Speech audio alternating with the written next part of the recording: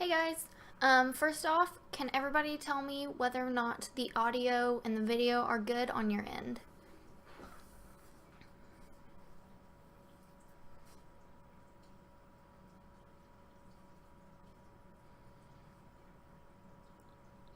I'll wait till I get a few replies. Good? Okay, perfect. There sometimes is a delay between the audio and the video that does not show up on the actual archived video. I don't know why it does that live. We're just gonna have to deal with it for the time being until I can figure out how to get rid of that. But first off, for anybody who doesn't know who I am one of the admins of the group, and I host these Q&A live streams generally every month, once a month. So the way this is going to work is I'm going to change things up a tiny bit this time. I'm going to start off with, I've got 5 or 6 commonly asked questions. I'm going to go through those and explain just a general answer for those questions. Then I'm going to go into the questions that were submitted on the form, and then we go to the live chat questions. So I really want to stress, try to not to ask questions in the live chat. The only reason I say that is because it gets rid of the questions. So as the stream goes on and people start talking more, the questions that were asked at the very beginning, I can't find them anymore. It's not like I can't scroll up, they just literally don't exist anymore on my chats, on my side at least. So it's not like I want to ignore you, it's just I won't see your questions. So I want y'all to save them till the end so that I can actually get to them and it doesn't just get rid of them magically. So to start with, I've got a little list of questions because I know, these are really common for asking. I want to get them out of the way right at the start, and then we'll go more in depth if it comes up, the question when you guys ask in live chat or on the form. So the first question generally is about drug testing. I always get asked, will this product cause me to pop a positive on a drug test? The general rule that I always go by is, does it contain any THC whatsoever?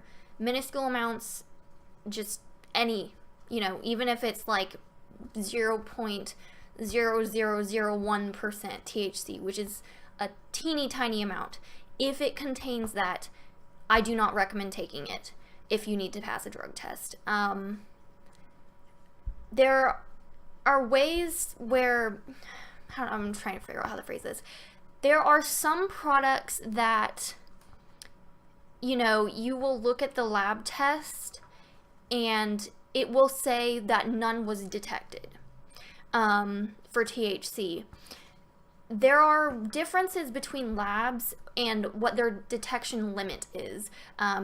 They can say that there was some that existed. It was just below the level of what they could actually, put a numerical value to. So you want to look at the lab tests to be sure that it really does not have THC, and it's not just something where it's like, oh, our labs are just not sensitive enough to detect it. So that's what I recommend is if it has any THC whatsoever, don't take it. Your best chance is with isolate products, which are products that contain no THC generally.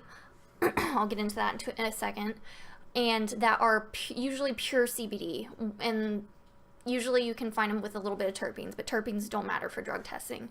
The reason I say isolates are usually THC free is because isolates do come in different potencies.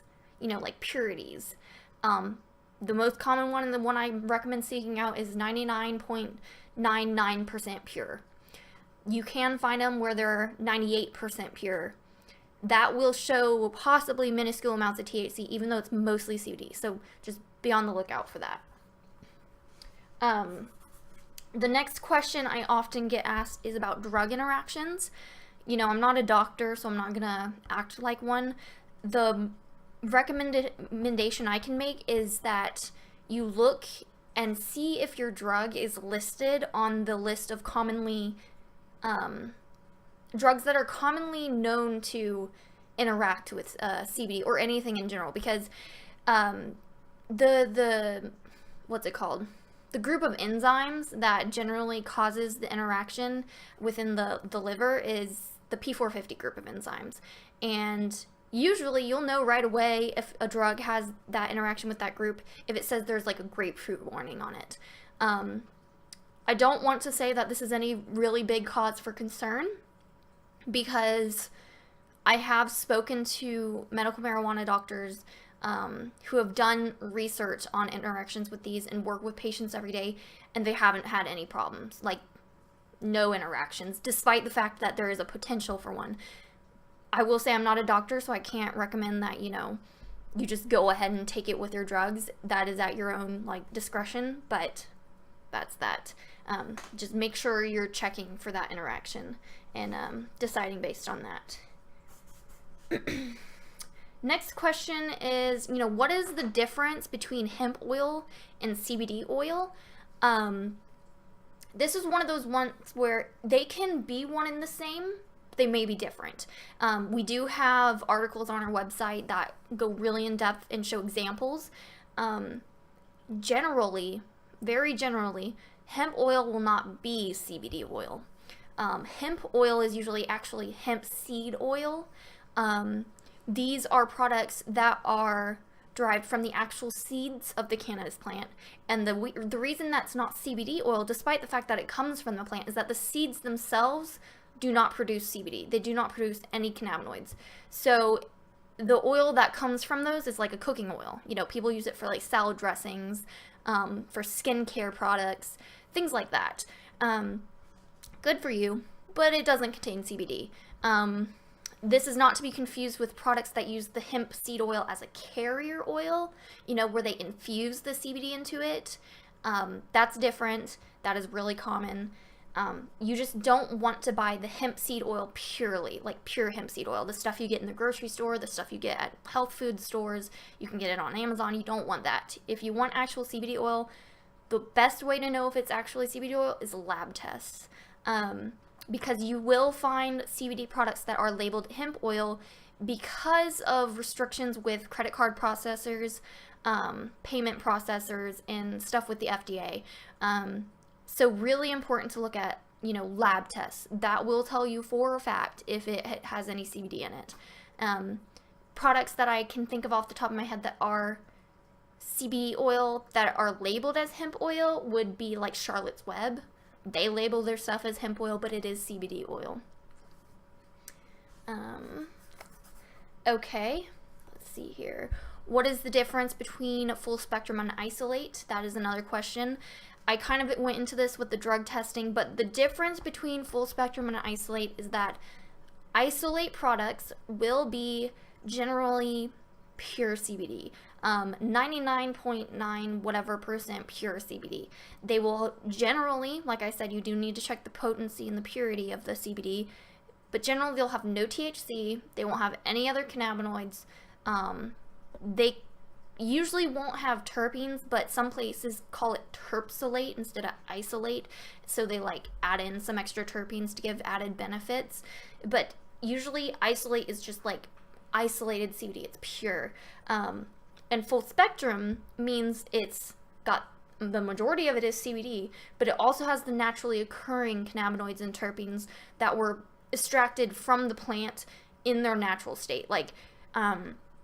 Some CBN from the THC that converted. You'll have some CBG, some maybe a little bit left over of CBDA, all this natural stuff, a full spectrum of everything in the product. Full spectrum is not the one you want to take if you're getting drug tested. I'll just keep repeating that because that is one of the most common things that I get asked, and we have had people lose jobs because they didn't know that. Now going into that, what are terpenes? That's a really common question. Terpenes are not really cannabinoids. There are a few that kind of work as both, but they're not cannabinoids. They're not tested for in drug tests. They're not exclusive to cannabis. They're not exclusive to these CBD products. Terpenes are found in tons of plants. They can be thought of as scent molecules and plant oils in a way. They all have benefits. Some, lend towards being more energizing. Some lend to being more sedating.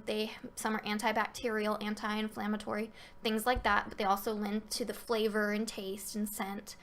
Flavor and taste are the same thing. But they're just another part of what comes from the plant.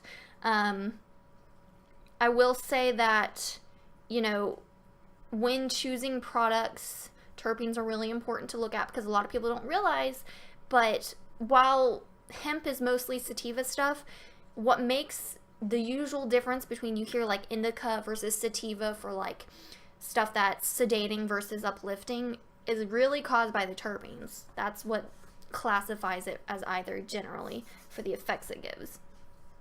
Last question for the most common before I get into the form is, what product is best for blank? I can't answer that question. I'm not a doctor, plus, you know, it's really individual of an experience. What I can teach you how to do is to look at terpenes, to look at the other minor cannabinoids that, in addition to the CBD, that maybe a full spectrum product will have. And I can teach you about CBD methods of like how to use these products. I can't give you an exact product of what will work for you because I don't probably don't have your condition, you know. I can only speak on what works for me and my problems. So I'm just going to put that out there. That's why I always say, please don't ask medical questions, questions specific to medical conditions. So if you did ask one, chances are I'm not going to be able to answer it, and I probably won't answer it. So if you feel like your question got skipped, that is the most likely reason of why. Okay. So I'm going to go into the forms now and go through those questions. Let me refresh it to see and close responses. Let's see here.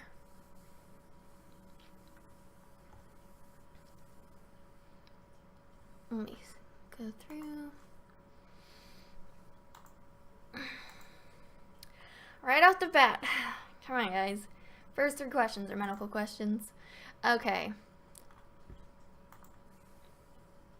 Okay, here's a question. Is there anything you can't do, should not do with CBD oil? Not really. I mean, okay, are we talking about real oils? You know, like the products that are sublingual oils that you take under the tongue that have like MCT oil, you know, like coconut oil, hemp seed oil, maybe olive oil as the carrier base.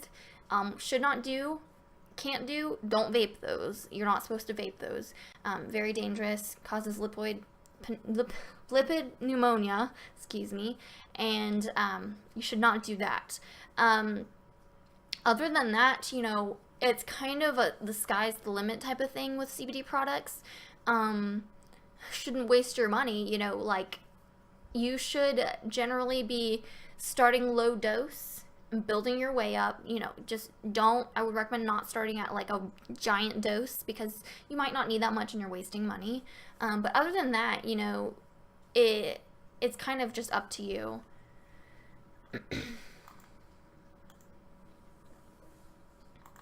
Okay, that one's not a question. Let's see here. Okay, yeah, this is one that's similar. Will the THC in the legal CBD products, I'm assuming that's means CBD products, available build up in your system enough to cause the side effects associated with THC? Today's high THC stuff makes me very anxious, and after being on CBD for over a month, I had to stop because of anxiety. The THC in legal CBD products, you know, hemp products, has to be under 0.3% THC. Will it build up enough to cause side effects associated with THC? I have not seen that. I haven't experienced that myself. It's enough THC to cause benefits with the entourage effects, you know, the whole plant effect, but it's not, I haven't heard of it being enough to cause anxiety and things of that nature in terms of like consistent use. I'd say you'd probably notice pretty fast if it caused anxiety in general. I don't think I would say you would notice it like months later or anything. It doesn't really, it's not enough to build up quite like that. And it might not even be the THC if you do get some anxiety. There are some people who do not, you know, do well with certain terpenes that are more energizing. And that's why some people can't have sativas, like real sativas. So that's something to look out for. Okay. This one's about drug testing. I read different companies publishing information in regards to taking CBD and random drug tests at work. They all basically state that if you stay at the prescribed dose of around 20 to 30 milligrams per day, you should be fine if you're randomly drug tested. This information makes me pretty confident that I can use CBD once daily for help with insomnia. Then I read posts where 1 out of 10 people state they've failed the dreaded drug test. This 1 out of 10 people makes me paranoid and would love to hear the 100% truth. I read if you abuse CBD or if you take too much, 1,000 to 2,000 milligrams per day, then you could fail, and that makes sense. Also, if you buy and take CBD isolate, will this guarantee you'll pass a test? And finally, is CBD full spectrum more beneficial or healthy than isolate? Okay, lots of questions. Regarding the first question about the prescribed dose around 20 to 30 milligrams, you should be fine for drug test, that question. No, I can't say that's true.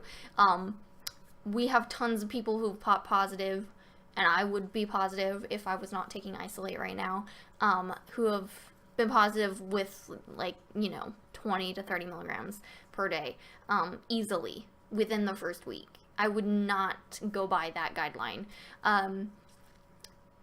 Yeah, that the truth is just, does it contain THC? If the answer is yes, you can test positive. It doesn't matter. You don't, you know, that 1,000 to 2,000 milligrams per day. I don't know anybody who takes 1,000 to 2,000 milligrams per day, let alone could afford it, to be quite honest. That's, you know, that's insane. That's a lot. I've seen that in studies, like research studies, those amounts being tested, but I don't realistically see anybody in the group that's been taking that much. That's a lot of CBD. I don't even know, you know, if how you would, I mean, I guess we would have to take it as an isolate, you know, like in a powder. This is 3,500 milligrams isn't right in here, but usually that much is like in oil, you know. You'd probably have side effects from drinking that much oil to begin with, one per day, so you'd probably have to be using it this way. So you definitely don't have to be taking 1,000 to 2,000 milligram per day to fail. It can easily be done at like 20 to 30 milligram per day. For the will CBD isolate guarantee you will pass test? Like I said earlier, you do need to check the potency and basically the purity percentage of the isolate. If it's in the lowers, I've even seen, you know, I said 98%, I've seen 95% pure CBD. That's not, I mean, it's pretty pure, but it's not pure compared to the 99%, and there was detectable amounts of THC in there. So even though it says it's isolate, which is mostly true, you still need to check the lab test. So generally, isolate will be safer, but you still want to double check the purity. And then the final question, CBD full spectrum versus isolate, for which is healthier or beneficial, you know, it depends on the person. Generally, and there's been a few studies I've seen, is that full spectrum products tend to be more likely to work for the majority of people. CBD on its own is still amazing. I currently only use CBD on its own. I'm using Myoderm, which is an isolate product, and that's all I use right now. And it works for me. It's one of the only isolates that worked for me. Other, you know, oral isolates don't, but that one does. So it's generally full spectrum if you can have it, but isolate's still good, and you should still try it if you can't do the drug testing, or if you can't do full spectrum because of drug testing. Okay.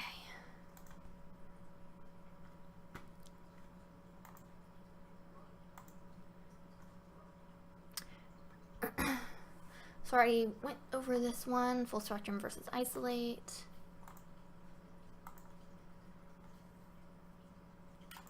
Let's see. How long do we give CBD oil to work before knowing that we will not benefit from it? Let me say this. The general rule is just that everybody's different, right?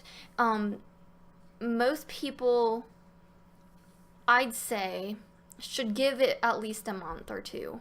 Um, I was one of the lucky few where you don't really feel CBD. You know, it's non-psychoactive. It doesn't work. It doesn't bind to your CB1 or CB2 receptors in the brain. It's non-psychoactive. So you don't really feel CBD. It's generally more about what you stop feeling. You know, you're taking it for like 3 weeks and you skip a dose and then you feel like crap and you're like, wow, it was actually working. And it's just a gradual thing. So generally you need to give it a few weeks.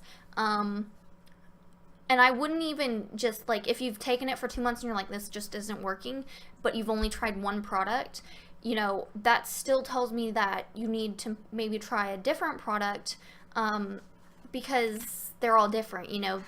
One full spectrum product to one full spectrum product from a different brand, they're not going to be identical unless they're using the same source, and chances are they're not if you're, you know, especially if you're buying from somebody on the recommended list. Because a lot of them are growing their own strains. So you really got to give it some time. You know, I would say if you've been taking it for like 2 months of one product and it's just you haven't noticed any improvements, then I would say you're not benefiting from that product, and you might benefit from a different brand. But you also need to be mindful of the dose you're taking. You know, have you been on the same exact dose for the entire time? If yes, maybe you need to lower it. Maybe you need to raise it. You just gotta keep track of these things. Keep a log. And that's why we have those logs in our files section on the group, so that you can write it out. You know, the exact experience you're having, so that you can keep track.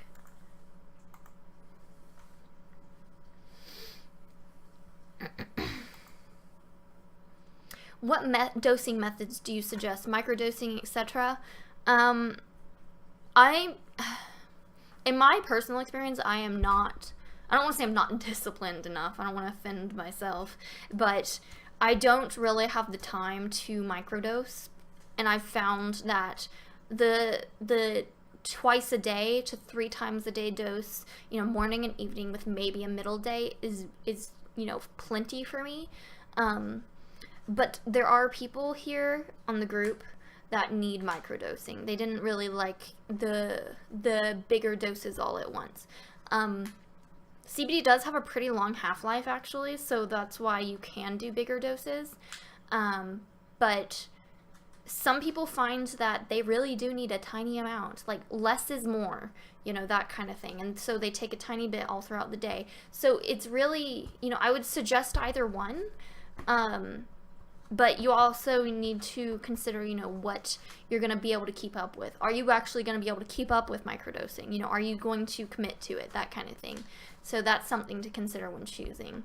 And you can always, like, swap. You know, you could try microdosing at the start and be like, okay, you know, these tiny amounts aren't doing anything for me. And then you can go to, you know, maybe during the next couple of weeks, switch to a bigger dose just twice a day.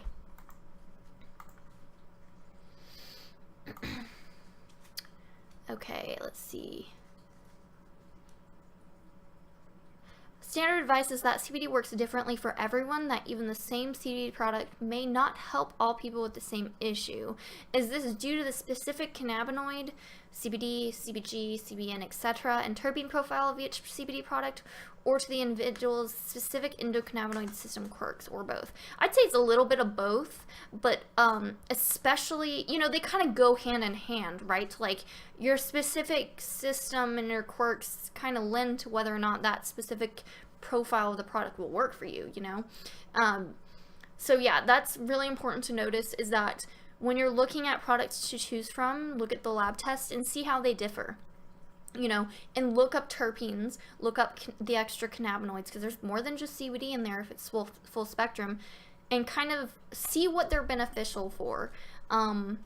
If you're wanting something that's relaxing, you're not going to want something that's high in something like limonene, which is an energizing terpene, that kind of thing. So, you know, if you start from that point of view, then you'll set yourself up for a higher chance of success rather than just picking something, which isn't, we have the recommended list because those products tend to work for a lot of people, so you're already setting yourself up for success if you choose from a list, if I do say so myself. But, you're going to be even better off if you take a look at lab tests, that kind of thing. Let's see. Can CBD-infused coconut oil and terpenes be mixed to make an oil like the ones you can buy from the companies listed on the pinned post? Yeah, I mean, let's say you're saying CBD-infused in terms of like isolate, or, hemp extract, which when I say hemp extract, I am meaning like a full spectrum concentrated oil that was like directly from the plant, not the stuff that is diluted. You could do that. You can take coconut oil, mix isolate in with it. It's literally as simple as that. Just literally mix them together and add terpenes in it. Make sure you always dilute terpenes. They should be treated like essential oils in that they cannot be applied neat, which means directly. They have to be diluted. So DIY is something that you can definitely do, especially with isolate products. The concentrates. I have examples of things here to make it easy. I've got like 5 different isolates and terpsolates and even full spectrum slabs to show what I'm chatting about. 1 second. So these are products that I would recommend if you want to like make your own things. So I'll start. So this one right here, sorry, it's backwards. I have to mirror so I can see like what I'm doing. But this is a Phyto family, Phyto Dabs product. It is a full spectrum slab. I say Phyto Dabs full spectrum slabs with like, just take it with a grain of salt because their products, they're still mostly CBD. In my opinion, it's like broad spectrum. But these products have like little slabs. See that thing? That's a little slab. You can take it, there was a lot more in here, I promise. It's just, I only have that tiny amount left. You can take that and dissolve it into an oil, like coconut oil, and then use that in your own products. That's super easy to do. This one is an isolate that was infused with terpenes. It's also a slab format. That's what it looks like. I love the smell of this one. It's Jack Herrera. It's very lemony and citrusy. It smells really good. This one is CB Distillery. This is their terpsolate, but it's not it's not slabs. It's not like that. It's more crumbly. It's a very gummy, crumbly. Whoa, stuff is falling out. That kind of thing. This one would be a slightly harder to use because of the texture, but it's still definitely doable.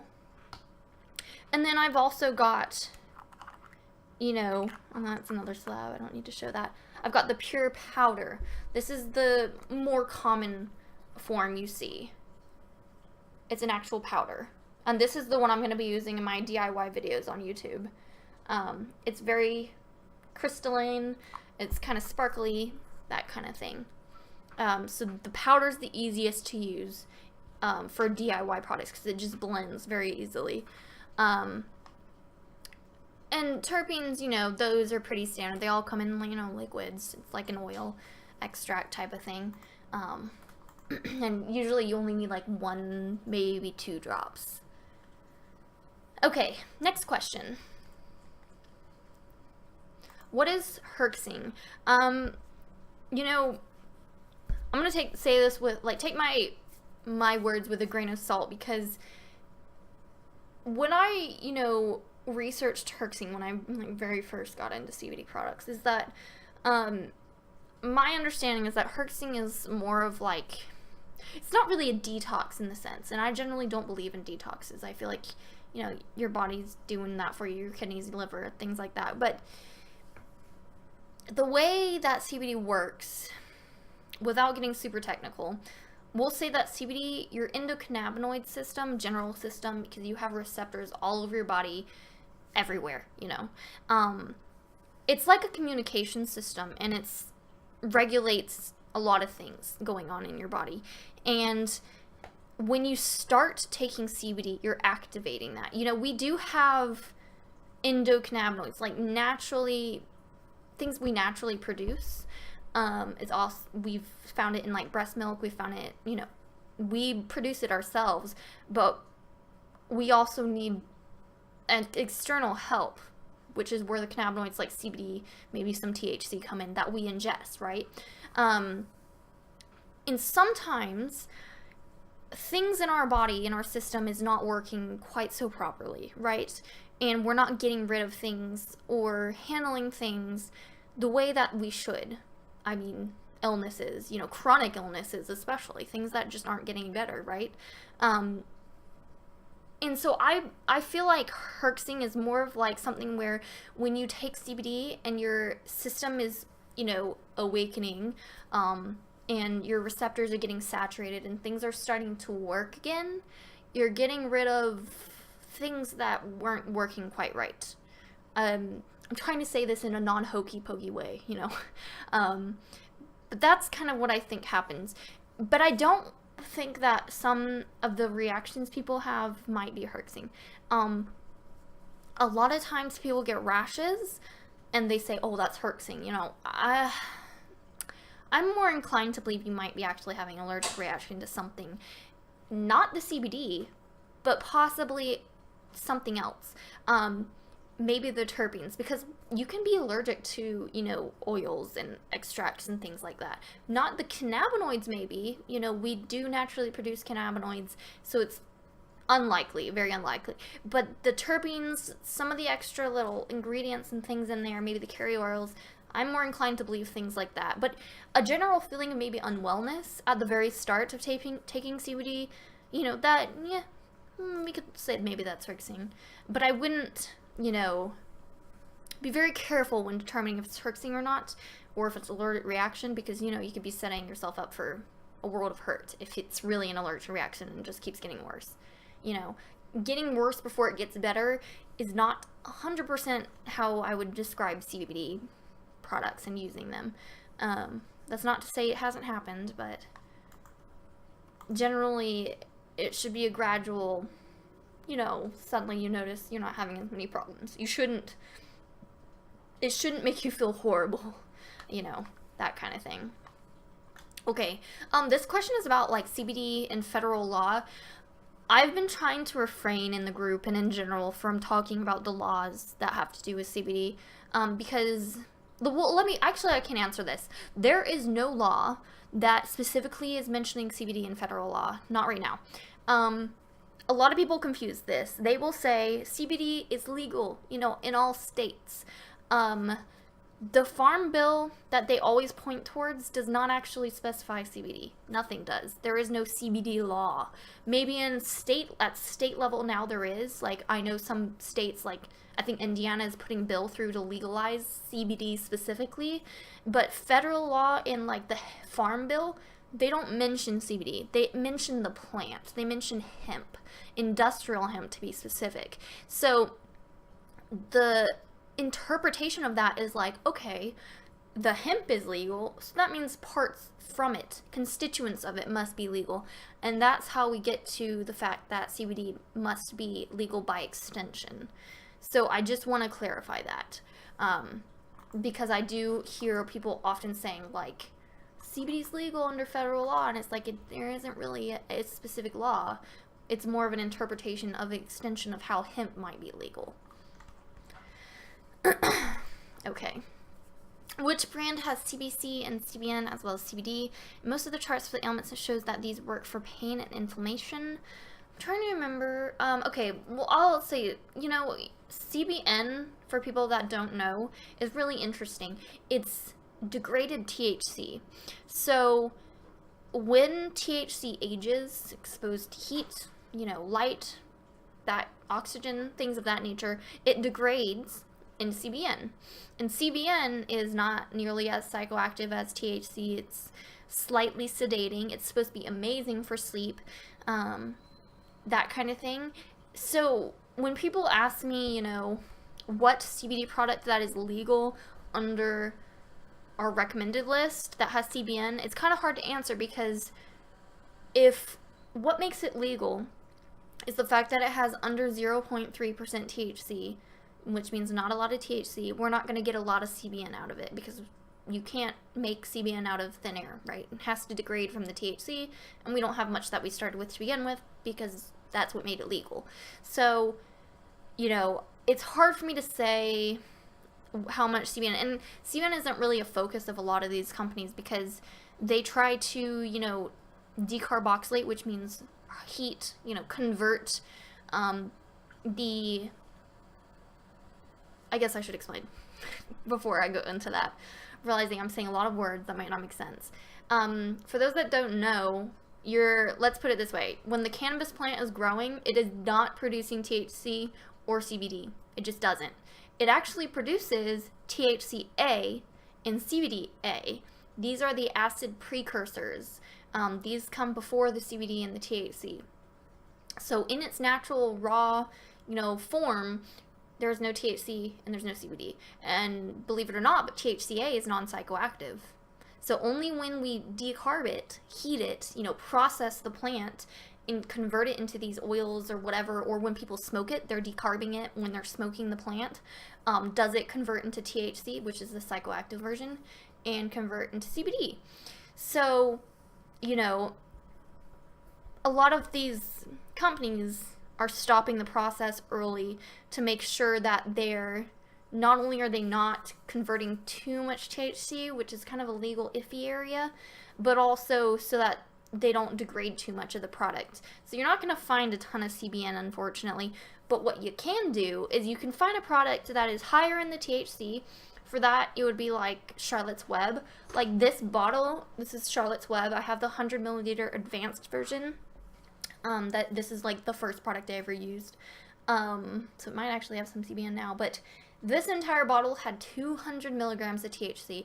That is still legal. That was still under 0.3% THC. It's just, since it's in such a big bottle, it seems like there's a lot of THC in it. So theoretically, if I left this outside or exposed it to heat, I could get the THC, the 200 milligrams, to try to start converting over to CBN. So you could do that. You could try to encourage whatever is in your product to degrade and, you know, convert. But other than that, you're not going to get a lot legally. You know, I will say, I think it's Lazarus that has the most reputation for having more CBN. But I can also say that this product, which nobody has talked about on the group because nobody seems to know about it, which is fine. I'm just, you know, I have used it. It is on our extended list as a safe brand, is Hemp Direct. This is the 1,000 milligram tincture. I think they might have higher doses now, or higher potency bottles now. But this, I got actually like the first batch they ever made. Yeah, batch 1. This one had, I think, some CBN in it. The Hemp Direct one. So, surprisingly, you know, I found this one actually really helped my sleep. You know, so, yeah. Hope that helps. I know I didn't answer the CBC one, and that's because I don't know off the top of my head. You know, I would have to look at lab tests for all of these brands. But I do have good news for you. This might, you know, be preliminary, and Brian might hate me for saying this, but we are talking about putting together a chart or list of some form or table that has the most popular brands, and then has what cannabinoids it has, in addition to the CBD, as well as terpenes, at least the major ones, so that you can see at a glance what it's most likely to have and compare them right then, with links to the most recent lab test. Sorry, Brian, if you don't want me to announce that. It's going to be wild because there are some ideas we have for how to implement it, but I'm starting process this week on the chart, you know, on the actual data. I'm collecting it. I'm going to get work on that. But that should make it easier because people always ask, you know, they want to be able to compare, but, you know, looking at lab tests is a little overwhelming for them. I understand, so that's why we're going to have it. Hopefully. I can't guarantee it, but I really want it, and so I'm going to work towards it. This one is there anywhere we can get full spectrum CBD oil of good quality at a cheaper price? living in Canada. After paying the exchange rate of around 30% plus shipping costs makes it very expensive. I'll put it this way. I'm American, so I don't really know brands in Canada, but I do know, according to people I've spoken to, and I'm also moderator for another group where the group creator of that group is Canadian. My understanding is that you cannot import CBD products into Canada, with one exception. There's apparently like a medical exception that you can file for. Charlotte's Web has information on their website for that, where they have like the application that you can file to import Charlotte's Web into Canada to take. I think you have to have like doctor's permission and it has to get approved, things like that. But other than that, I will just put that out for the legality. Apparently it is not 100% legal. With that said, I have heard that places like New Leaf or Receptor Naturals will ship internationally no matter what. And that's why when we have those giveaways for those brands, double check on this. I'm pulling this off the top of my head. It might not be those two. I'm pretty sure it is though. But that is why we say this, giveaway is open to all, and not just the US, because even Canada, they're taking the chance and they're willing to ship it. Just, you're putting a risk there when you order those products. Let's see here. I've been using a 500 milligram full spectrum tincture. I'm still looking for my sweet spot. I'm up to about 70 milligram a day. I still need to increase, but it's getting expensive. Is it easy to make your own tincture? If so, can you explain how I go about doing this? Okay, let me say this. When I speak about this, for this full spectrum stuff, I haven't done it personally because I'm not in a legal state, so I can't get raw flower or anything of that nature, the buds, whatever. I can't get the raw material. It's not legal. So I haven't done it. But my understanding, and we've had members do it, is there's something called, what is it? Hold on, I want to make sure I get this right. Oh no, yeah, I got it right. Okay, the green oil machine, you guys know what that is. But basically there are these machines that you can use to make the very concentrated oils from the raw flower, and then you take that oil, the end product that the machine puts out, and you infuse it in other things. Sorry about this light, I can't do anything about it. It's the blinds. But really the only process would be, using the machine, following the instructions to make the oil, and then, mixing it in with a carrier oil. That's really all there is to it. You could technically, and what I could do, is I could take this full spectrum slab, the concentrate, which isn't really raw material anymore. This is legal for me to have here. And I could dissolve this into carrier oil and make a full spectrum tincture. I could do that. So it is easy to make, and the process is pretty straightforward, but I can't really speak personally on doing that. Isolate tinctures, I know you said full spectrum, but isolate, I say tinctures, it's not really a tincture, it's going to be an oil, because tincture is supposed to be alcohol based, but isolate oils are really easy to make with this, and one of my first videos on YouTube is going to be using this to make a sublingual oil. It's probably, I say that, it probably doesn't even really need a video because it's so simple. You will see how simple it is, but we're going to make one because I know everybody wants to see how it's done. This one is a medical question. I'm sorry I can't answer it. Same with this one. Same with well, it's kind of a medical question. Does the CBD oil raise blood pressure and blood sugar? All I can say to that is, since I can't say for sure, like, yes or no,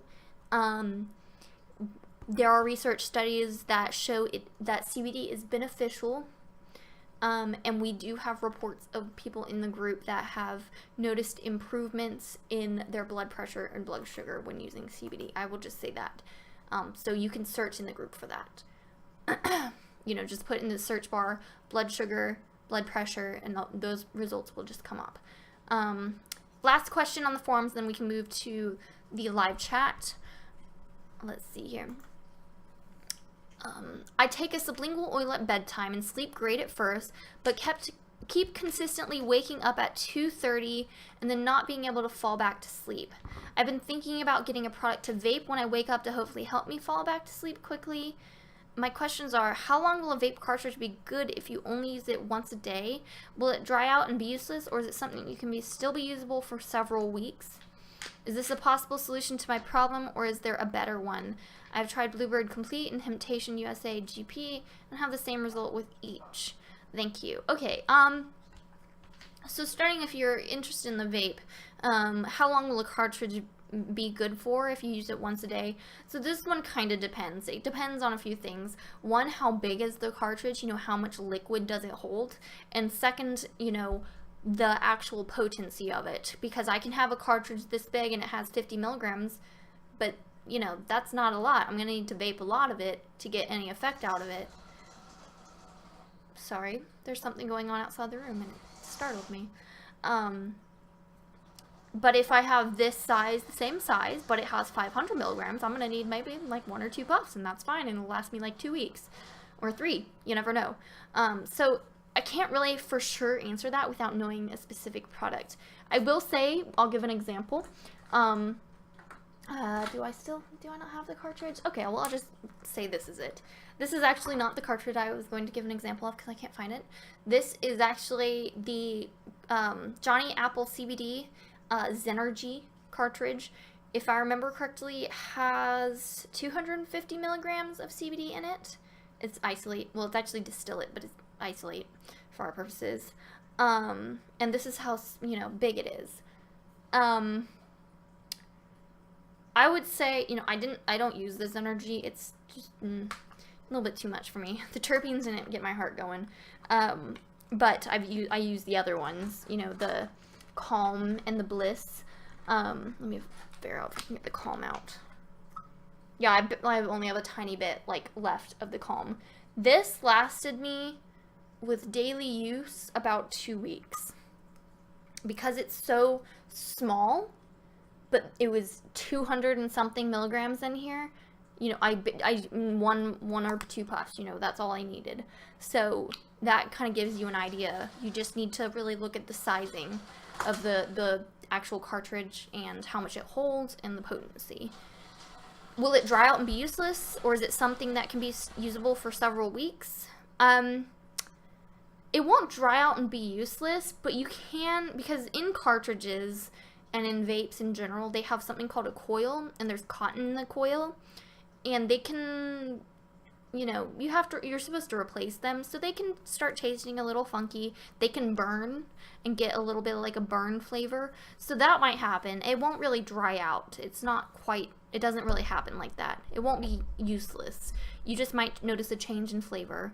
I've had those for like a year now, so I'm still using them. Probably not supposed to be, but I am. So yeah, I'd say, you know, is this a possible solution? Possibly. You know, you've tried 2 good brands for sleep. I would give it a shot, certainly, and then go from there. I wouldn't go necessarily to an isolate directly. I would stay with terpsilate or full spectrum. You know, I would do that. I would not go for isolate. Just because it seems like you sleep great at first because you're using the full spectrum. So stick with full spectrum would be my recommendation. And that is it. That is all the, you know, main forum questions. So I'm gonna scroll up as high as I can on this and answer what I can that is not a medical question. So let's see here.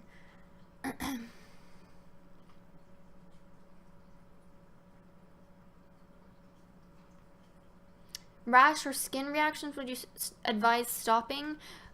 with your taking oil, like I said, that seems to me like it could be an allergic reaction just in general. So I would keep an eye on that and see if there's any, check the ingredients and check the terpenes and see if there's anything you notice you might be allergic to.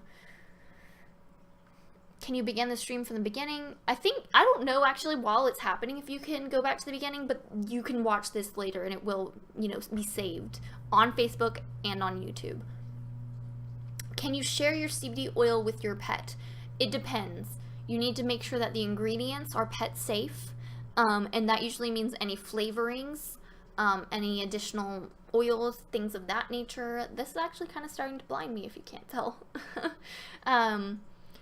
You just need to check the ingredients are safe. Otherwise, CBD is CBD when it comes to, human versus pet. There is no pet version. The pet products you see are usually lower dose. They're more diluted, so it's easier to dose. Your chances of giving your pet too much is less. And sometimes they're flavored, like they are like bacon flavor, things like that.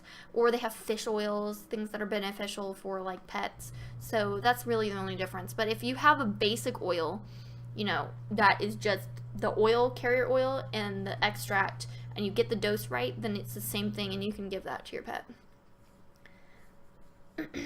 Are there drug tests that have a baseline that allows the 3%? I assume you mean the 0.3% TH level in legal CBD oil. I don't, it's one of those things where you start taking a product that has full spectrum, right? And you take it once and you get drug tested the next day. You're probably not going to test right away. It does have to build up, but it can build up pretty fast. So like 5 days later, maybe you test positive. And it can depend on how often you take it. Like if I took it once and then waited like 5 days and took it again, and I just took like a small dose, like 5 milligrams, chances are I'm not going to test positive.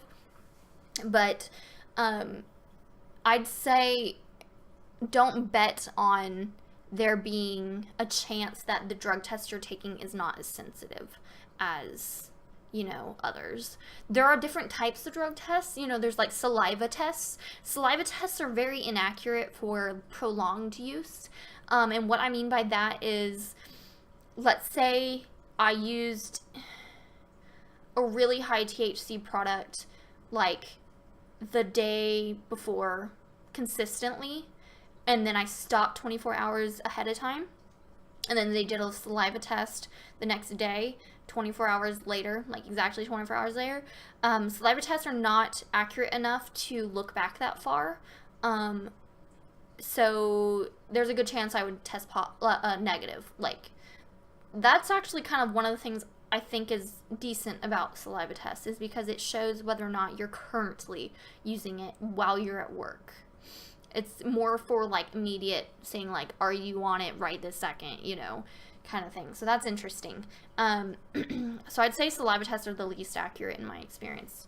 And just something interesting. I know that's not what you asked, but figured I would mention it.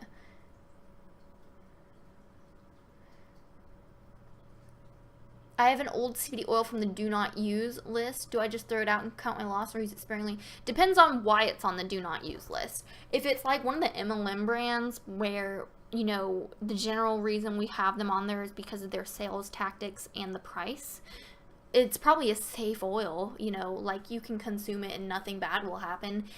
But if it's one of the brands that we have on there because it's known to contain synthetics or dangerous ingredients, I would count your loss and, throw it out. I would not use it.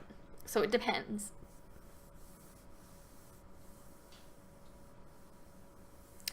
Let's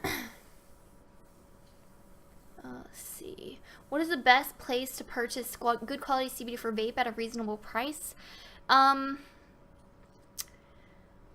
It depends on, what type of vape you want, the product. Do you want full spectrum or do you want isolate? Because it kind of depends. Koi is recommended, by a lot of people for isolate. People are not seeming to test positive on it. It's really popular for that. It has good flavors. easily found, you know, like it's common in a lot of shops, things like that, but it is quite expensive for being an isolate product. So it kind of depends on what you consider a reasonable price. You can make your own CBD vape, but, you know, I need a little bit more information to be able to recommend something. How do most people add terpenes? To what? To, you know, the vape products or to their sublinguals? Usually it's like an oil, you know, and they just add 1 drop, maybe 2 drops. It really needs to be diluted. Really diluted. You don't add much at all, but you literally just mix it in. Let's see. Okay, is THC total less than 0.01 milligram per gram and percent? Is this enough to show up on a drug test? Lazarus Naturals flavorless lab results. I use 50 milligram twice a day.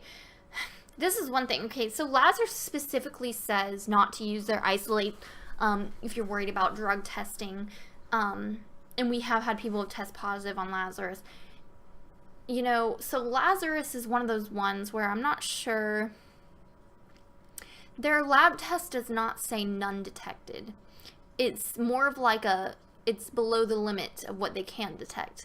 So I think that might be why people are more likely to test positive. It goes into the whole purity thing I was talking about earlier. So I would not take Lazarus flavorless if you're super worried about drug testing. It's less likely, you know, much less likely than the full spectrum stuff, but I think there are better options for isolates that are more pure, that have a better chance, that don't have a record of testing positive. Let's see. Where can you check purity? Purity is going to be on the lab tests. You need to look at lab tests, third-party lab tests, not something that they've done in-house. You want it to be third-party. You want to be able to see how much CBD is in it so that you can see if, like, you know, you're actually getting what you're paying for. You want to be able to see, like, heavy metal testing, pesticide testing, things of that nature. How long does it take for CBD to leave your body if you're going to take a drug test? Well, it's not the CBD that's generally being tested for, it's the THC. So how long does it take THC to leave the body? It depends on you and your metabolism and all sorts of things. But generally, I would wait. You know, if you're a heavy user, you can bet on like a month at least. So, you know, don't expect it to be gone in like a week. Let's see here. Do you know how to get a medical card and where to purchase CBD products at discount? Medical cards, I can't really advise on. I'm not in a state that has that. CBD products at a discount. All I can say is, you know, we have our recommended list with promo codes, so discounts. Specifically, maybe if you have a disability or low income, things like that. Some of them provide discounts. This is like getting crazy bright. One moment. It's ridiculous. I can't reach the thing to get it, so I'm just gonna have to deal with it.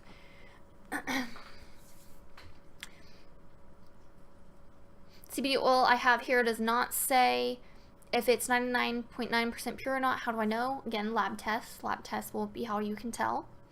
Best site to buy CBD oil. It just, you know, there is no one. Check out our pinned post for the most popular brands and choose, you know, from that is what I would say.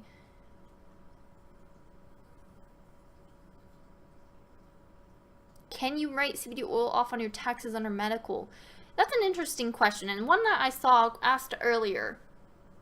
I don't actually know the answer to that. My first indication is no, because it's federally iffy in legality, depending on what it's derived from. But I don't actually know. It's an interesting question. I guess it's one of those things where it's like, how would they verify? You know, I guess you'd get in trouble if it's something that's I would say ask an accountant or somebody who is, you know, actually doing those types of things currently, because to be honest, I've only been filing my taxes for like 2 years, so I I don't really know. Let's see here. Or, sorry, filing my taxes with, like, having CBD being a thing I take. I've never tried. Let's see here.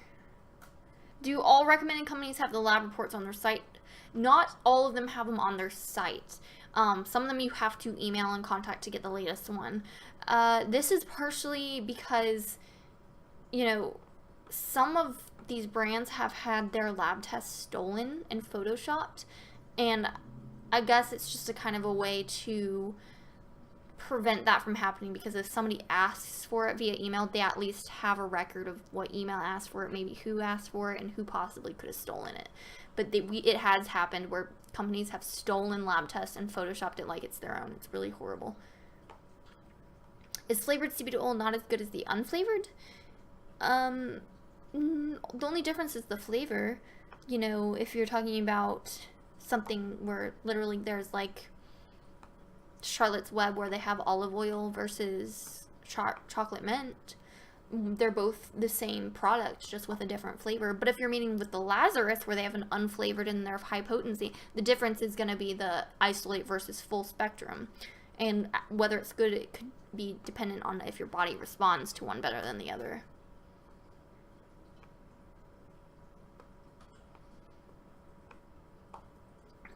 When you're heating up products, how do you heat up this product? I recommend using hot water baths or double boilers to make your products. Indirect heat, that kind of thing. You don't want to heat it up too much because it can degrade the CBD itself. What kind of isolate do you recommend? I really like the CB Distillery. I think it's a good value for your money. Phyto Dabs also has, I think it's the same price, but Phyto Dabs is interesting because they have different grades of isolate and different purities, so you actually can see on their website that they do have different ones. And if you don't necessarily care about it being the purest thing possible, then you can save some money. Let me see here.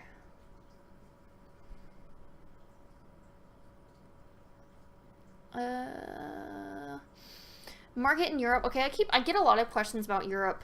Like I said, we definitely focus on the US market. I'll admit it's, you know, it just makes sense because when we're looking at, I've looked at the engagement and members in the group, because I can see all that kind of stuff. You know, like 90% of everybody's from America.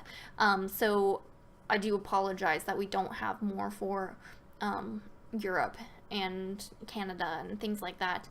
I have seen CBD Brothers. I think they're available over there. I think Dutch Natural Healing is available. Dutch Natural Healing is, you know, they'll ship to even America, so I'd assume it would be available since you're, you know, right there. But again, I think the New Leaf and the Receptra say they ship internationally. But it's, you know, I don't know the laws quite as well for that market as I do here in the US.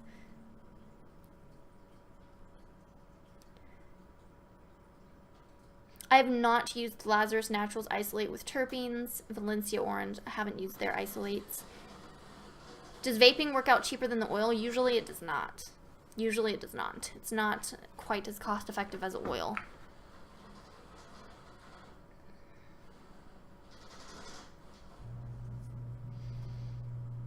Let's see.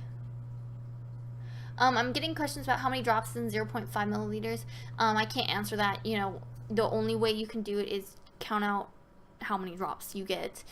You can't, there is no exact number I can give you. You'll always hear 20 drops per milliliter equals 1 milliliter, but that's a lie. It will not be 20 drops, chances are.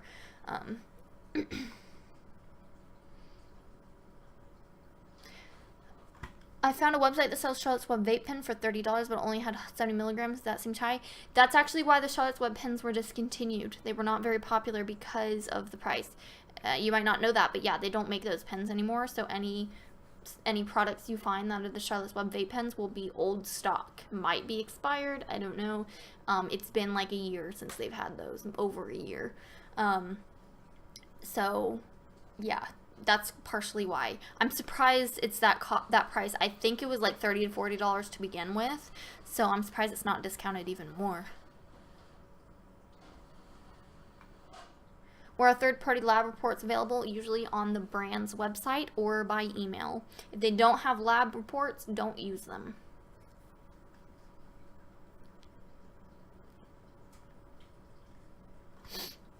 Let's see here.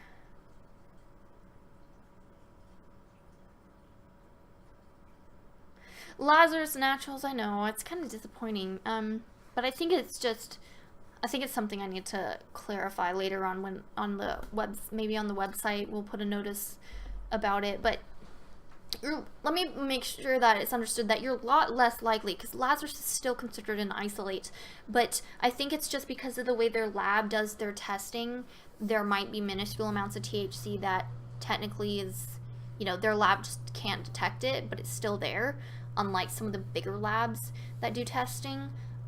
So, I would recommend something like the CB Distillery Isolate. Theirs is very pure. Or the Phytodabs Isolate, as long as you buy the right grade. They'll have grade AA and grade AAA, I believe. And one is purer than the other. You'll be able to see labs on that. It'll tell you, like, right on the website which is purer. What is the difference between the drops and the slabs and the other thing you showed earlier? Just different ways to take? Yeah, pretty much. All of these products, the slabs plus the powder, those are called concentrates. The isolate powder, it's still considered a concentrate. Those are either, you can use them for DIY stuff, like what the videos I'm going to show on the YouTube, mixing them into things to make your own CBD products. But you can also use them straight. You could technically take the powder and put it under your tongue. It might feel unpleasant and it might not taste, very good, but you can do it. You can also, take the slabs and put it in a concentrate vaporizer. I have one I can show. This is a concentrate vaporizer, so you're not using liquids like e-liquids like Koi. You're not using that in here. Instead, it has this little bucket type of thing, and you drop the slab in there.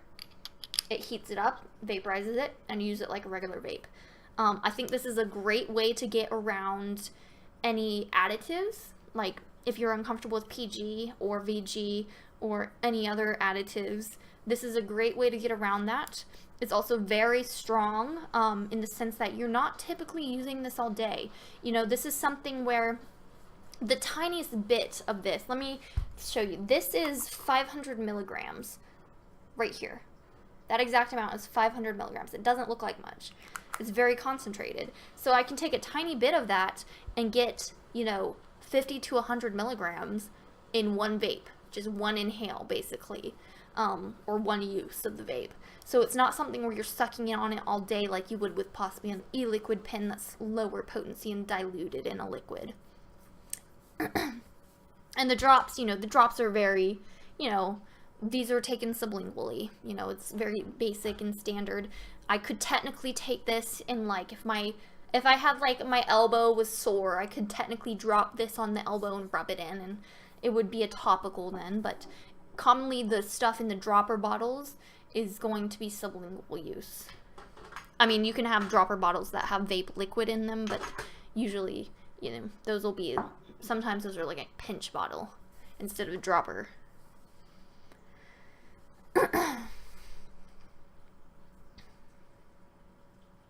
Never use CBD. Would you suggest regular or high potency to begin with? I always generally recommend going with the lower potency purely to save money on the brand at the start. If you find that you like the brand, buy the high potency stuff because it'll save you money in the long run, because you're buying essentially in a bulk format, and it means that the milligram per CBD will be cheaper at a base price. But when you're starting with a brand new product, I generally don't go for the highest milligram. I did not go for this exact one right away. Like, I mean, I started with Charlotte's Web was my very ever first product, but I did not buy the advanced 100 milliliter immediately. I actually bought the tiny, 200 milligram one that was in a 30 milliliter bottle that was like $40.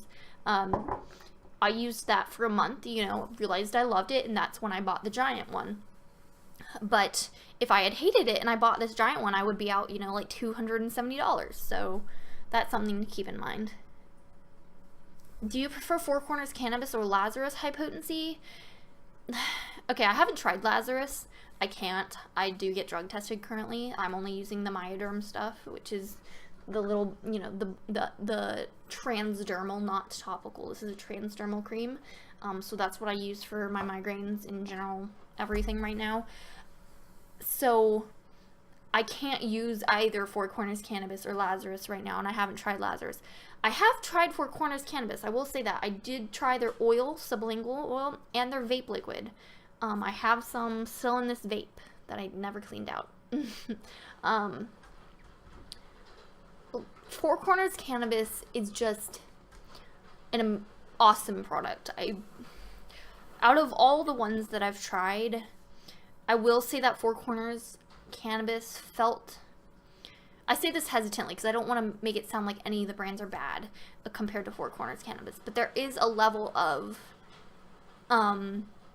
quality that you achieve when you take Four Corners Cannabis. It's very... You can just taste it. I mean, it's kind of hard to explain. You know that it's a higher quality product when you take it. It worked really, really well for my migraines and in general, but it's very expensive. I can't afford it personally, and I can't even take it, 'cause full spectrum, I can't take it right now. But it worked really well. With that said, other products still worked that were cheaper. Hence the Charlotte's Web, Hemp Direct, all the other brands, CB Distillery. I even have CB Distillery products, I've taken their oil.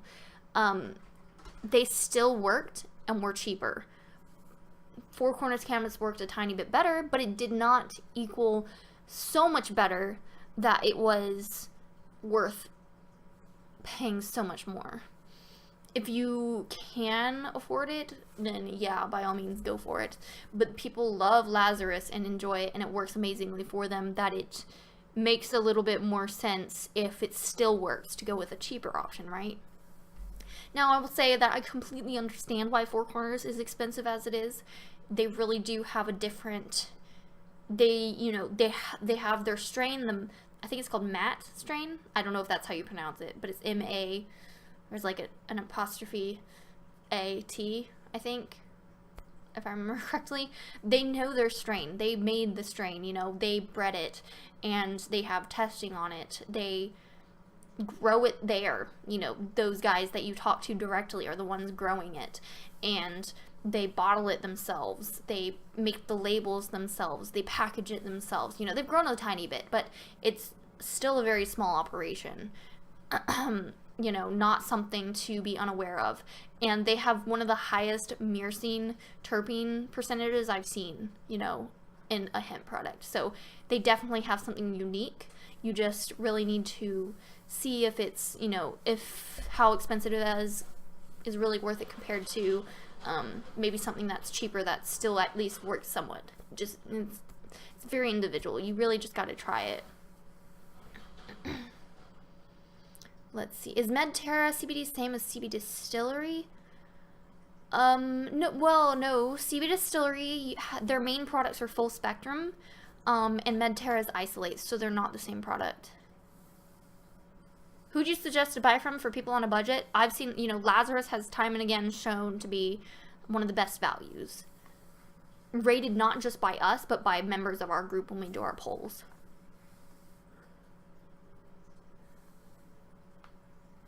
Myoderm doesn't seem to work for me, even the Pro one. Any ideas? Well, it is isolate, so it could be you just don't respond to isolate in this format.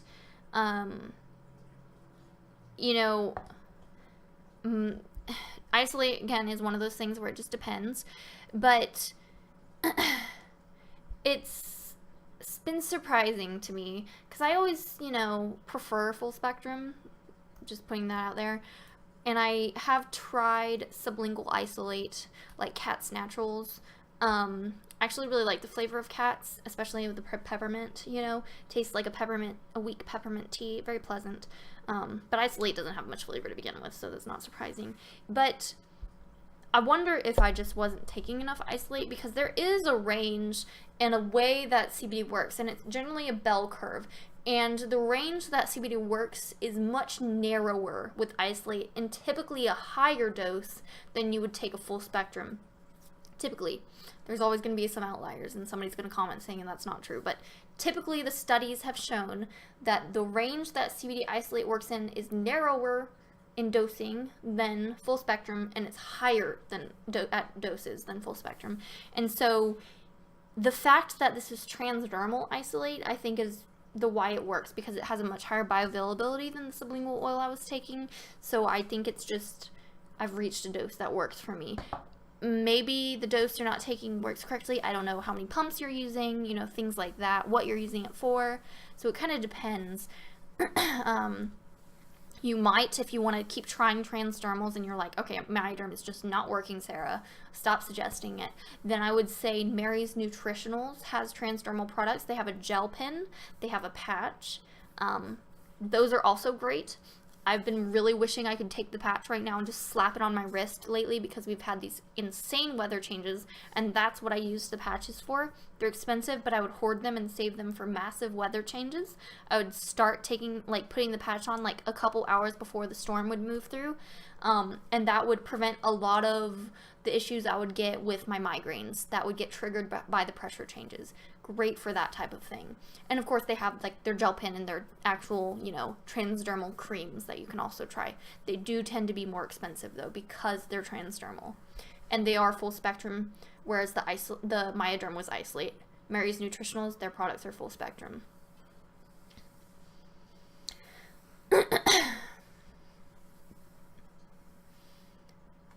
Would you be able to do these live streams about 2 times a week, Sarah? That might be a little bit much. Purely because I do work, guys, so this isn't the only thing I do. I guess if it really got to the point where you guys really, really wanted it, maybe. But you'll also find that I'm going to be posting the videos, not just this live stream, but like actual videos that I produced on the YouTube that will also be linked on Facebook, and it'll kind of fill in the gap. There'll be videos, informational videos to go along with the articles I've already posted, informational videos to go along with articles I have yet to post, DIY videos, which I teased a little bit earlier, things like that. So you'll have other videos to kind of learn from and go off of in addition to the live streams. If it becomes where you guys really want more often live streams, live streams more often, then we can look into it. But right now we're going to keep them at once a month, every month. I feel like that's decent.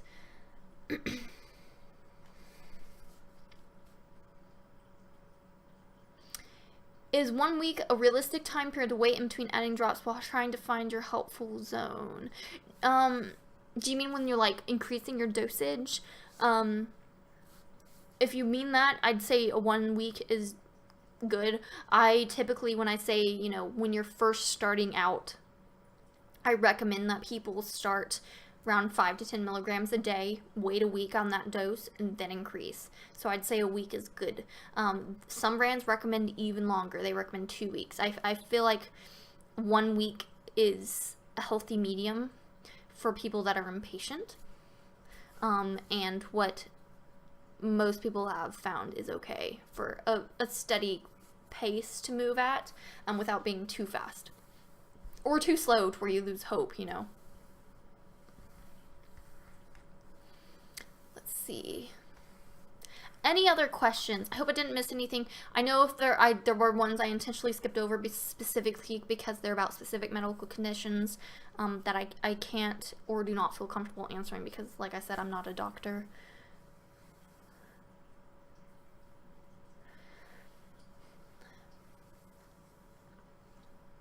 What do you recommend for migraines and also to help relieve temporary stress in pets? Okay, for migraines, I typically recommend, I know I said no medical conditions, but only reason I'm going to answer this one is because my medical condition is migraines. So I know a lot about what's worked for me. So I'll speak from this in a way that's what has worked for me, not necessarily a recommendation for you. What has worked for me is I have taken a daily dose as a preventative because I was chronic daily migraines. I am not anymore. I'm used to get them every single day. And now I'm getting maybe 1 or 2 a week. So it's a vast improvement for me. I would like it to be better, and it would be better if I was able to take the full spectrum stuff, but I can't because of said drug testing. But I would take a daily dose, usually split up into a morning and evening dose. So, when I was at the max that I was taking 25 milligram morning, 25 milligram in the evening. That was the max I would generally take for a daily dose. It would be a little bit over that because I would also vape or use the transdermal products in addition to that for breakthrough pain. But for the sublinguals, I never went over 50 milligrams a day. I started out, like I explained, I started out with the 5 to 10 milligrams a day in the very beginning and built up over the course of a month to that 50 milligram. I did not start at it right away. Once I was past a month and once I had hit that 50 milligram, that's when I saw the most significant pain relief. That's once I finally, I was at chronic daily and suddenly I was like, I just realized I need to turn this off. 1 second. Suddenly I was, having a week without a migraines, and that's when I noticed the most improvement. I do think, having a variety of products is beneficial for me. So that means, I have the daily dose that I would take to prevent the migraines. Occasionally I would get the breakthrough migraine because of the weather, and I would use the transdermal patch to prevent that from getting worse. Or if I was looking at the forecast, I would have there's an app called Migraine Buddy, and it's like for migraines. You can record your migraines and take it to your doctor. You can see triggers, trends in your triggers, but it also has a pressure forecast. So I would look at the forecast. I would see how the pressure would be for the next 2 days. If I knew that it was going to drop and it showed that it was going to drop, I would know to put the patch on around 3 to 4 hours before the drop. And that's would help me prevent it. In addition to that, I would use the creams on my temples, my forehead, and my neck. Back of my neck, and then I would use the vape products for breakthrough pain nothing else was helping, and that's what worked for me. For brands, I was using the Charlotte's Web right away. That was the key to getting me into CBD, and it was very key to my, I think, breaking me from chronic to where I'm not chronic anymore. Once after that, I really heavily started with CB Distillery, which was very beneficial as well. I stopped getting frontal migraines, and I started getting more temple and top of my head migraines, which was interesting. But it was definitely improvement because I can tolerate the stuff that's in my temple a little bit better than the stuff that's right on this nerve right here. I did try the Four Corners cannabis, like I said, amazing, but that was only for a small amount of time because I had such a small bottle and I couldn't afford it anymore. Hemp Direct, I do quite like this one. I haven't used it as much as the others because right after I started taking it, I had the drug testing stuff happen, so I haven't been able to continue that. But those are the ones that I've found really good for me, were the Charlotte's Web, CB Distillery, Four Corners if you can afford it, otherwise, stuff like Hemp Direct. And for the stuff I applied on my temples, I really like the Myoderm the most. But I do also have this product. It's called it's technically a body lotion, but it's high CBD. It's a pain and wellness formula. I have a sample. It's from Lord Jones. It's a California-based company, but they specifically did a partnership type of stream with a group I'm in for migraines, and I actually kind of like the smell of this. But it's really, they took a lot of thought into it for migraine relief. So they have personalized instructions on it regarding migraines and applying it to your temples. They have an unscented version, which is great for migraines, and it feels like silk when you put it on. If anything, just not using it for the CBD, but using it because it's so silky. and it's cooling. It is cooling. What else have I used? Oh, I've used the Apothecana. It's fine. I would say it's not as good as Myoderm for me, but my boyfriend prefers the Apothecana much more than the Myoderm. Apothecana is definitely lower strength, but it has a lot more in it, like peppermint, arnica, juniper, a lot of different things that are beneficial. Sorry, I went off on a tangent. Is unflavored better than flavored? I kind of answered that, but it depends on what you're talking about. If it's better, if flavored will get you to take your CBD better, then maybe. Can you explain bioavailability? So bioavailability is something people don't realize exists. You always hear like, oh, vaping you'll get more out of vaping than you will sublingual, because of the bioavailability, but they don't really realize what bioavailability is. We look at bioavailability in terms of percentages, and I wrote an article on this, so you can go read that. It's titled, What's the Best Way to Take CBD Oil, I think. And the way I explain it is through an example.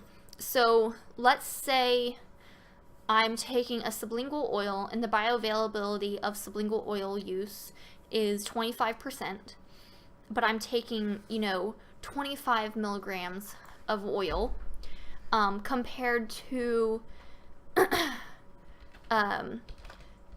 let's go with the oral method, which is 5% bioavailability. Well, when you're considering bioavailability and how much CBD you're ingesting, it will never be 100% that you get out of the dose you're taking. So if I'm consuming 25 milligrams, I will never get 25 milligrams that my body's actually using. That's where the bioavailability of 25% for the sublingual comes in. That means I'm getting 25% of that 25 milligrams that my body is using. So in reality, I'm not getting 25 milligrams. I'm getting 6.25 milligrams of CBD into my body. And with the oral method, that's, 5% bioavailability.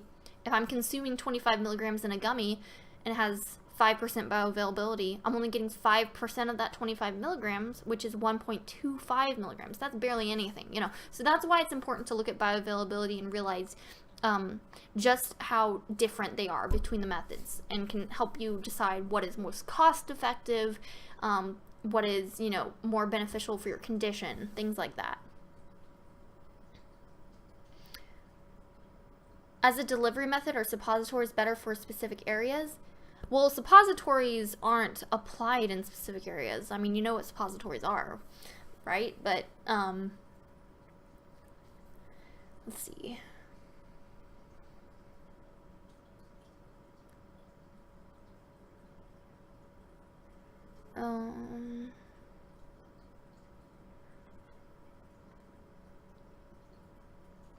Yeah, thanks, Brian. He commented in the article. Can you give some tips for even a step-by-step of making your own isolate, where to buy terpenes from? If you mean make your own isolate, as in like oil, it's really quite straightforward, and I will have a video. One of the first DIY videos will be this exact process, so you'll be able to watch it. But if you want to make a sublingual oil, basically you need a dropper bottle, empty dropper bottle. You need whatever carrier oil you want. So let's say I had MCT oil. I had a bottle of MCT oil, and then you need your isolate. Where'd it go? Hold on. So you'd have this, your dropper bottle, and your oil. Those are the main things you need. Basically, you would take your empty dropper bottle and fill it up with oil, which will say, it's a 30 milliliter dropper bottle. You're going to add 30 milliliters of oil to it.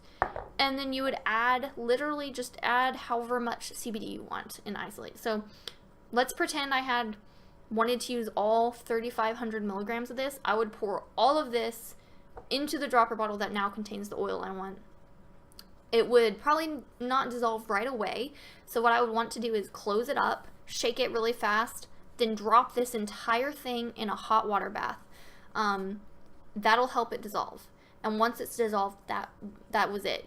You've made your oil. If you want to add terpenes, I would add them at the very end after the hot water bath, because terpenes will mix very quickly because they're a liquid as well. And then I would just shake it after the bath, or add the terpenes after the bath and then shake it. That's really how you do it. Where to buy them? It kind of depends on what type of terpenes you want. And by that I mean, do you want plant-based or sourced from plants, or do you want it like in general sourced from plants, or do you want it cannabis-based, hemp-derived? I say there's no difference. Others will say otherwise, but that will determine whether or not, like, where you can buy from. Cannabis-based will be 100% way more expensive. And harder to find. Plant-based will be much cheaper. A lot of people in our group do True Terpenes. That's the main one I've heard of. I haven't bought from them at all. I haven't bought any terpenes because I don't need to yet, but that's all I can really recommend for that. But they do sell, you know, specific terpenes, and they also sell strain-inspired blends. Is unflavored better absorbed than flavored? No, the flavor should not have any really effect on absorption. Let's see. Okay, I'm gonna say like 5 more minutes for questions, and then I've gotta close down the stream.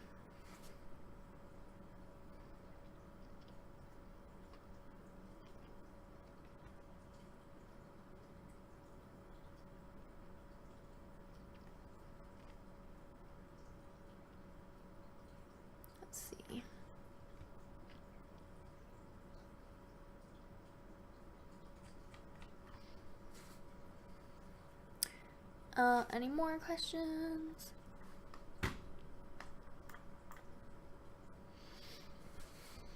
If not, you know, we had a pretty good turnout. Oh, MCT versus olive oil, which one is better? MCT is supposed to be better absorbed by your body. It's pretty tasteless, so that's kind of beneficial. So I would say if you can, try to get MCT oil, but olive oil is, you know, can hide the flavor because of the olive oil naturally has that flavor to it. It's really beneficial for hiding flavors of the extract, you know, the actual hemp extract if it's full spectrum. Have I tried New Leaf? I have not specifically tried New Leaf myself.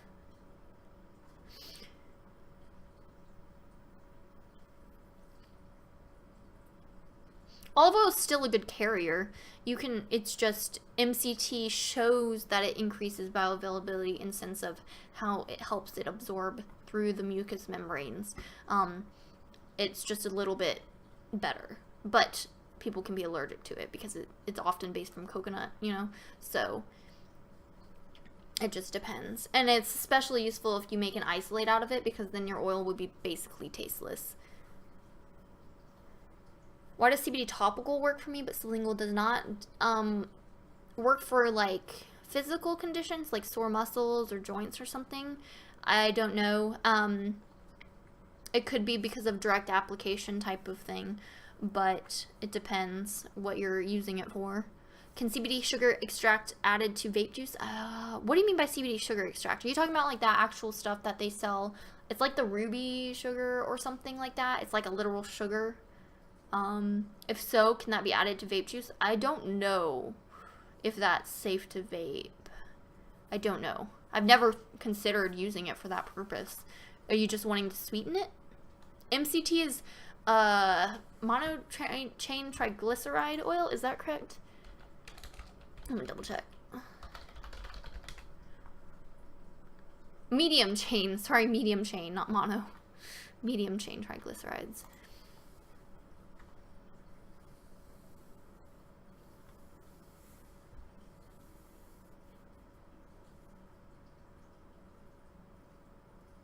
Muscle pain, nerve pain, joint pain due to autoimmune. Okay, so it's like physical, yeah. So, or at least, I mean, like, you're not applying it because of, like, something that's more neurological in terms of, like, epilepsy or something, in which case, you know, topicals won't really work for that. So it's something where you have physical pain. You know, topicals still work. The way they work is you do have receptors in your skin, actually in your skin. And so it really does, it can actually, if you're applying it directly to a spot that works, then, or a spot that hurts, then, it's targeted relief. So that could be why it works better for you than sublingual. It's possible. I don't know how you've dosed your sublingual. I don't know how much you've taken, what brand you've taken. So it really just depends. But, I say, I don't want to say don't question it, but like, if it works, right? So, just keep doing what works, even though I recommend things, even though I can say, these are the guidelines, ultimately all I care about for you guys is just using what you find works for you. And don't necessarily change what you're doing just because I said something. I want you to find relief in whatever method, you're finding relief in.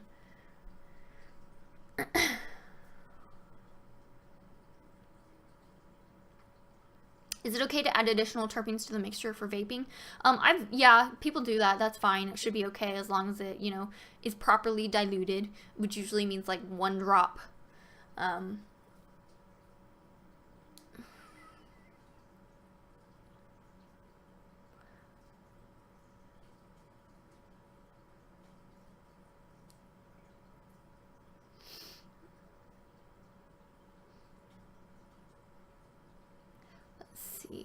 What is terpenes? I went into this a little bit before, but terpenes are not cannabinoids. They're not, drug tested for on drug tests. They're considered, you can think of them like plant oil extracts. They lend their flavor and scent and additional benefits to the oils you're taking. They're not only found in the cannabis plant that our oils are derived from, they're also found in all kinds of plants. So really they're kind of like essential oils. They're kind of like that. There are essential oils. If you actually look into terpenes and essential oils, terpenes are kind of considered a part of essential oils. They make up essential oils in a way. That's very similar to why they have to be, diluted and treated like essential oils. There's articles online. You can read about that. It's really interesting.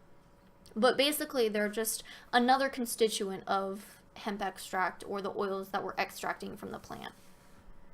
And they have their own benefits as well. What patch did I use for migraines? It's the Mary's Nutritionals CBD Elite patch or Hemp Elite patch. They changed their labeling like this year, so they look a little bit different, have different titles, but they only sell 1 patch on the Mary's Nutritionals website, so it's very easy to find. Not to be confused with Mary's Medicinals. Medicinals is their marijuana branch that's only available in legal states, like in Colorado and California. Nutritionals is their hemp branch, which they will ship to basically all states. And I have purchased their gel pens and their patches. The gel pen I purchased, they don't sell anymore. It was the Charlotte's Web infused gel pen, but Charlotte's Web has gotten rid of their gel pens and changed their products in favor of their new creams and like balms. I'm kind of sad about that because I really like that gel pen, but I've heard that the regular gel pen that Mary's Nutritional still sells on their site is still great. It's not the Charlotte's Web infused one. But the patch has been the same. Like, it's the same patch. It's just a different label. And that's what I would use. I put it on my wrist, inner wrist. Make sure you use the instructions, or follow the instructions, and use an alcohol wipe. Because it is transdermal, so whatever is on your skin can be brought through your skin into your bloodstream with the product. And also you want to make sure it's clean so that the patch sticks firmly, because you are going to be wearing it for like 8 to 12 hours. They say to apply it to, in a venous area, so that's your wrist, like your ankle, inner elbow, I think is a place, maybe the back of your neck, those kind of things, It just is beneficial to apply them where, like, the veins are really close to the skin.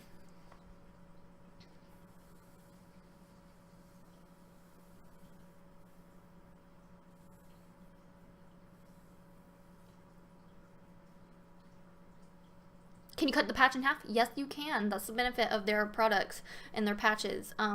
You can cut it in half. You can cut it in fourths. You can put as little or much as you want. So you can like cut it in half. Their patches are, I think, they're 10 milligrams per patch, which doesn't seem like a lot, but remember, transdermal, if you read my article about best methods of CBD, how to take it, and the bioavailabilities, transdermal is like 70% minimum bioavailability. So it's very high. So that's one of the interesting things about transdermal products. So the transdermal methods tend to be lower doses, but they're so high in bioavailability that they can be. That doesn't say I wish they did not have higher CBD versions. I really want to see that happen, but they're, even though it's only 10 milligram, it still worked for me. So you can cut it in half and be like, okay, maybe I only need 5 and I can like save the other half. You can do that. Or, you know, you're wearing it and you're like, you know, 5 has been working, but I really want a little extra. Like you're 4 hours into wearing it, so you can like take the other half and then just add it on, and you'll kind of overlap, like you get extra use out of it, that kind of thing. Or you're like, you know, I do only need the 5 milligrams, so you can cut it in half and save it for later.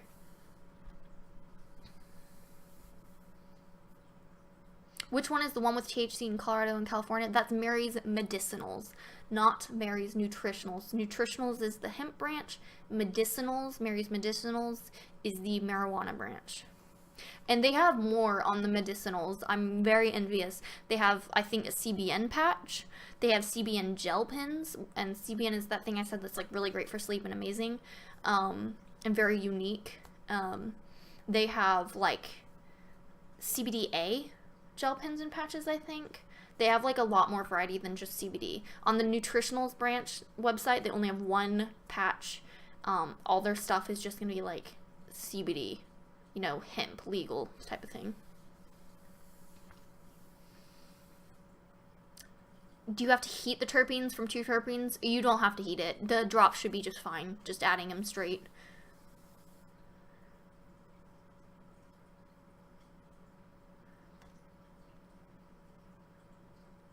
Is the patch what worked best? What worked best for you? Allergic to adhesive? What worked best for me is the daily doses of the oils, but the patches were what I found beneficial for when I got like the weather migraines and I knew in advance to apply it and give me an extra boost and like a consistently dosed boost, because you have the patch and you wear it for like 8 to 12 hours and it's consistently releasing during that entire time. But you could still buy it's gonna be the same extract in their gel pens, you know, and get around the adhesive and just dose the gel pen. It has like 52 milligram doses and it's still transdermal, so you can do, you know, apply the cream to your wrist throughout the day instead of wearing a patch throughout the day. So that worked best for like, you know, where I had advanced notice and I knew I was gonna get pain and I knew I was gonna have this breakthrough pain because of the weather, that kind of thing. But the ultimate goal for me was preventing a lot of the migraines from happening all the time, you know, not just weather related. So the sublingual stuff was what I mainly focused on. For cramps, you know, like I said, I can't really give medical advice, but I would say, you know, the patches would be good for that. The Myoderm, the transdermal creams, things like that. In my experience, I'll put it that way. I've enjoyed them for that.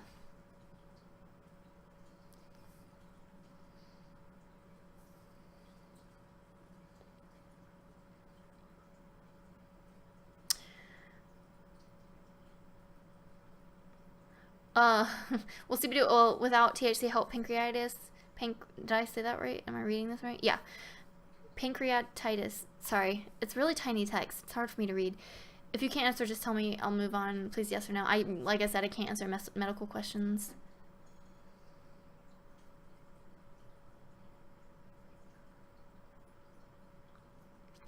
Sorry, I missed where you got your transdermal. I'll repeat it again. The Myoderm transdermal is, you know, just Myoderm. They just website, buy it online. We have that. Is Myoderm in our pin post? Brian can verify if it is or not. I can't remember. We change it all the time based on what, you know, is still something we would recommend, because we have removed brands from it before. The other transdermal, I don't have an example of it because I've ran out and I can't use it anymore because of the drug testing, so I don't, I haven't bought it. But it's the Mary's Nutritionals. I'm even getting mixed up myself. Mary's Nutritionals. That is where I got the transdermal gel pen and the transdermal patch. Otherwise, transdermal cream, that is Isolate, that I'm using right now, is the Myaderm.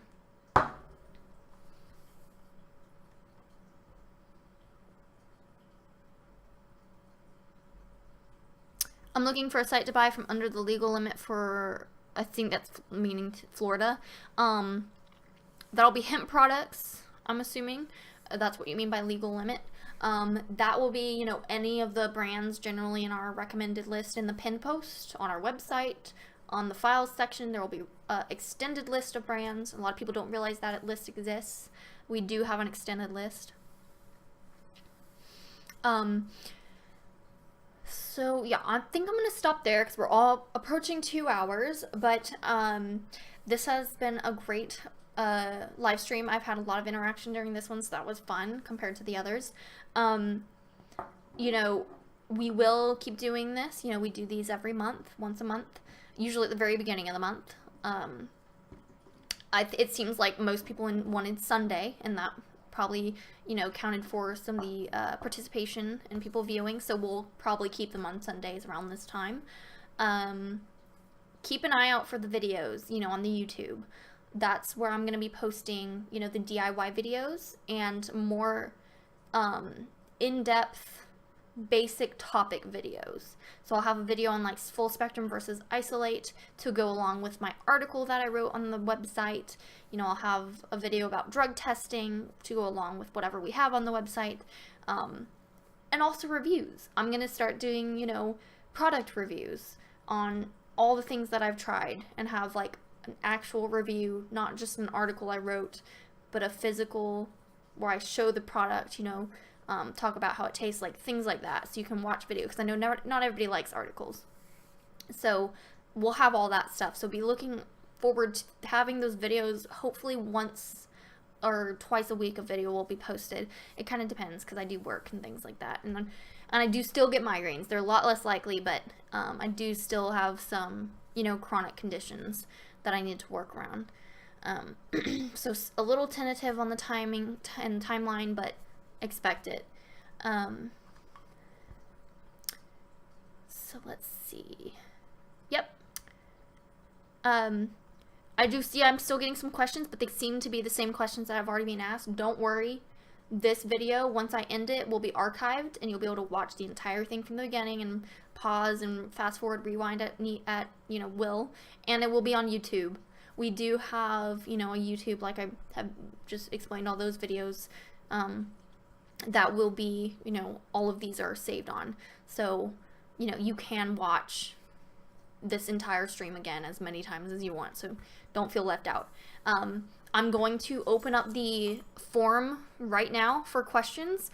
You have until the next stream in a month to submit any questions you have on the form. It's open and it's accepting responses again. So yeah, thanks for watching, and I hope to see you again next month.